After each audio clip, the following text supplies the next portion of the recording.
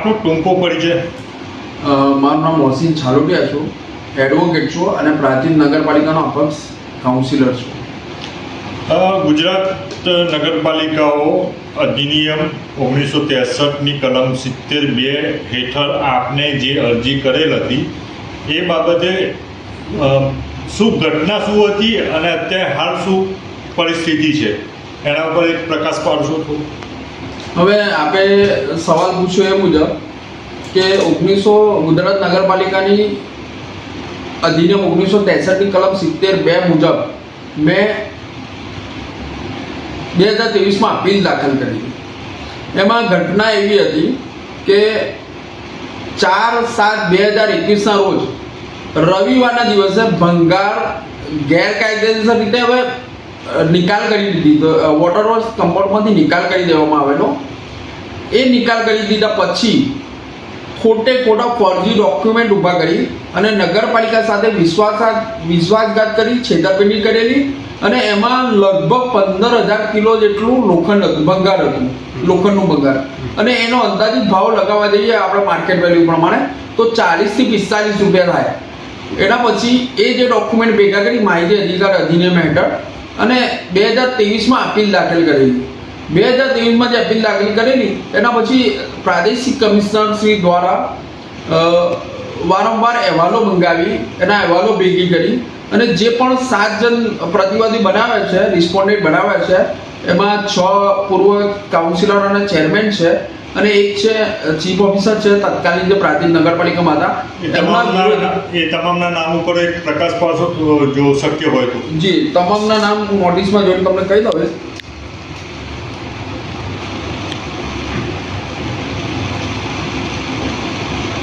એમાં પ્રતિવાદી નંબર 1 નું નામ છે દીપકભાઈ હસમુખભાઈ કડિયા સતવારા, જે પૂર્વ પ્રમુખ હતા.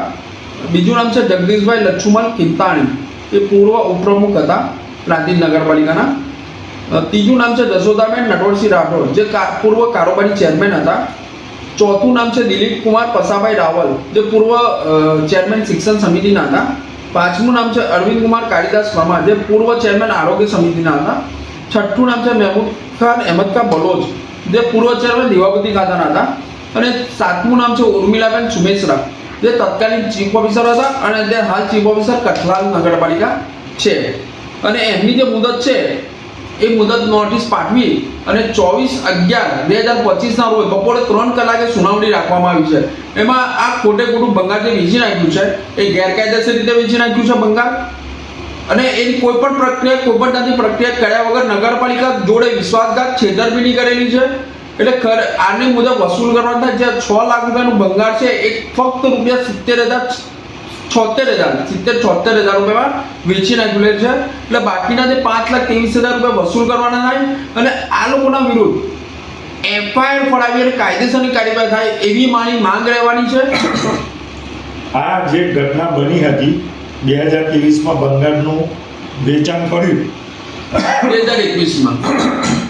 2021માં જે વેચાણ કરવામાં આવ્યું એ વખતે શું ટેન્ડરિંગ થયું હતું પાલિકા દ્વારા? ટેન્ડરિંગ કે બીડ મંગાવ્યું હોય કે? બિલકુલ કોઈ પ્રકારનું ટેન્ડર, કોઈ પણ પ્રકારનું પ્રક્રિયા થઈ જ નથી. રવિવારનો દિવસ હતો, એની હું તારીખ પણ આપું છું 4/7/2021 રવિવારના દિવસે ભંગારનો નિકાલ ગેરકાયદેસર રીતે કરવામાં આવેલો. એટલે માયના કોઈ ભંગાર વિક્રેતાને બોલાવીને આપવામાં આવે છે? બારોબાર ભંગાર વિક્રેતાને બોલાવી અને સોંપી દીધું હોય તો ખબર નહીં શું કર્યું આ લોકોએ ભેગા થઈને.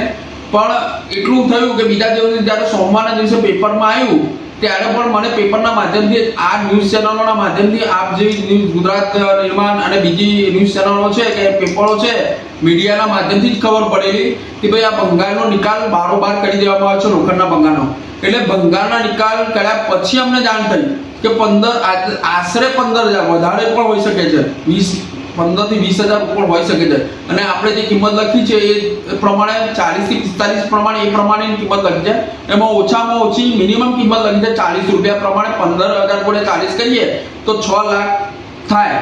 એટલે આપણે મિનિમમ કિંમત લખી છે. મેક્સિમમ હવે જે નક્કી થાય.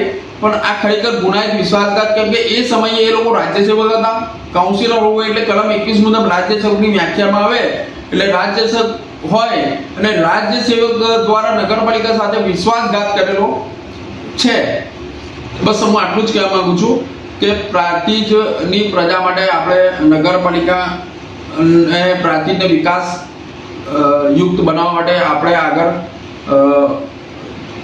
કાયદાકીય લડત લડતા રહીશું. અને ગુજરાત નિર્માણ ચેનલના માધ્યમથી અને ગુજરાત ચેનલ જોતા મારા દર્શક મિત્રોને જણાવું છું કે બસ આપણા સાથ સહકારથી આગળ પણ આપણે સારી કામગીરી પ્રાંતિજના વિકાસ માટે પ્રગતિ માટે કરતા રહીશું. આપનો સરકારની અપેક્ષાએ આભાર, ધન્યવાદ, જય હિન્દ.